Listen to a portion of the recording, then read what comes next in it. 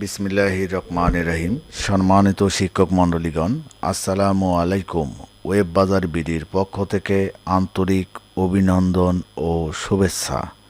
আজকের এই পর্বে আমরা দেখব, যারাই নতুন সফটওয়্যার নিচ্ছেন বা ইতিপূর্বে সফটওয়্যার নিয়েছেন কিন্তু এই যে কাজটি করা দরকার সেই কাজটি আপনি করেন নাই, তার জন্য আজকের এই ভিডিওটি।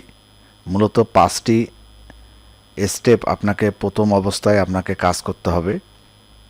এই 5টি স্টেপ আপনি যদি কাজ না করেন তাহলে আপনার সফটওয়্যার ভবিষ্যতে আপনি শত শত যখন ছাত্র হবে তখন আপনার এই 5টা সেকশন যদি আপনি সিস্টেম যদি আপনি এখন থেকে ঠিক না করেন, এই সফটওয়্যার নেওয়ার পরপরই পরিবর্তন করতে হবে। কীরকম আমি দেখাই, এরকম ড্যাশবোর্ড আপনারা পাবেন। ড্যাশবোর্ড থেকে দেখুন, এখানে সাইটে যদি আমি আপনাদেরকে দেখাই, এখানে যে মেনু বারটি আছে এই মেনু বারের এইখানে দেখুন এই যে অপশনটি class, group, session, section, shift, এইগুলো আপনি পরিবর্তন করবেন। আমি যদি এখানে অ্যাড ক্লাসে যাই, তারপরে অ্যাড গ্রুপে যাই, একটা করে নতুন ট্যাব ওপেন করতেছি, আমি অ্যাড সেশনে যাই, অ্যাড সেকশনে যাই এবং অ্যাড শিফটে যাই।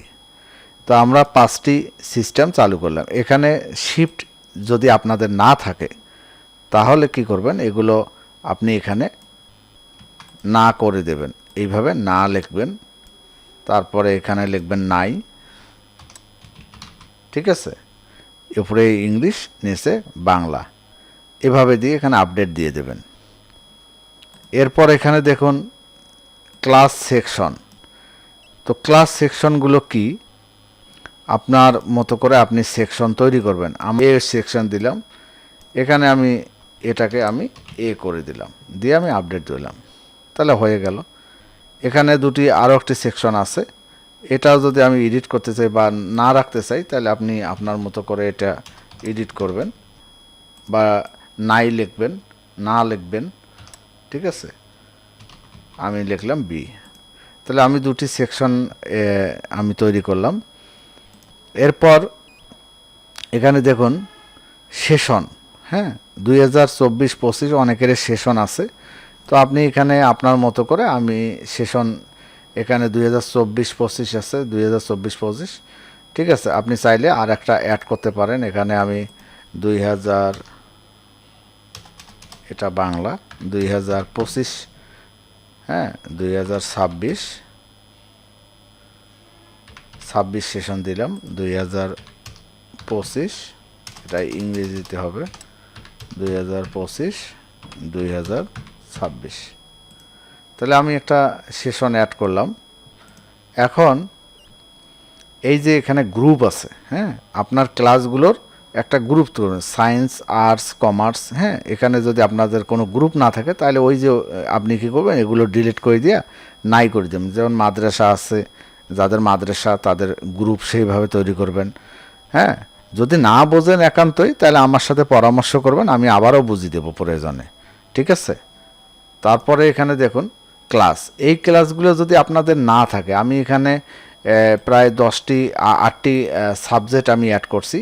এই সাবজেক্টগুলো কোথা থেকে অ্যাড করতে হয় আমাকে বলবেন, আমি আগামীতে ভিডিও তৈরি করে দেব কিভাবে সাবজেক্ট অ্যাড করতে হয়, ক্লাস অনুযায়ী সাবজেক্ট কিভাবে অ্যাড করতে হয় আপডেট ভার্সন 4-এ, হ্যাঁ, সেটা আমি দেখিয়ে দেব। এখানে যদি ক্লাসগুলো আপনার পছন্দ না হয় তাহলে আপনি এখান থেকে ডিলিট করে দিতে পারেন, সব ক্লাস দিয়ে নতুন করে আপনি অ্যাড করে দিতে পারেন।